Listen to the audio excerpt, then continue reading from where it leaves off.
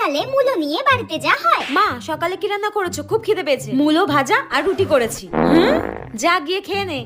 মূলো ভাজা আর রুটি? মা আমার মূলো ভাজা রুটি খেতে ইচ্ছা করছে না, আমি ম্যাগি করে খেয়ে নিচ্ছি, আমি খাবো না। দুপুরবেলা মা কি রান্না করেছো খেতে দাও, আমি খেতে বসছি। মূলো শাক ভাজা, মূলোর ডাল আর মূলোর তরকারি।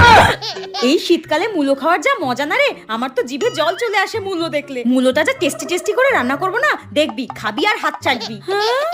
আমার তো মূলো পেলে আর কিচ্ছু লাগে না জানিস, শীতকালে মূলোর থেকে ভালো সবজি আর হতে পারে নাকি? মা শোনো না, আমার না পেটটা পুরো ঢাক হয়ে রয়েছে, আমি খাবো না। সকালবেলা ওই ম্যাগি খেয়েছিলাম, আমার পেট পুরো ফুল হয়ে রয়েছে, আমি খাবো না। তোমরা খাও ওই মূলোর পিন্ডি, তোমরা খাও, আমি খাবো না। রাত্রিবেলা ও মা কিছু খেতে দাও না, খিদে পাচ্ছে আমার। কেন? মূলো দিয়ে মাংস রান্না করবো, খাবি না? মা এত মূলো খাওয়া ভালো না, তুমি জানো আমি কি বলতে চাইছি। খেতে হবে না, আমি খাবো।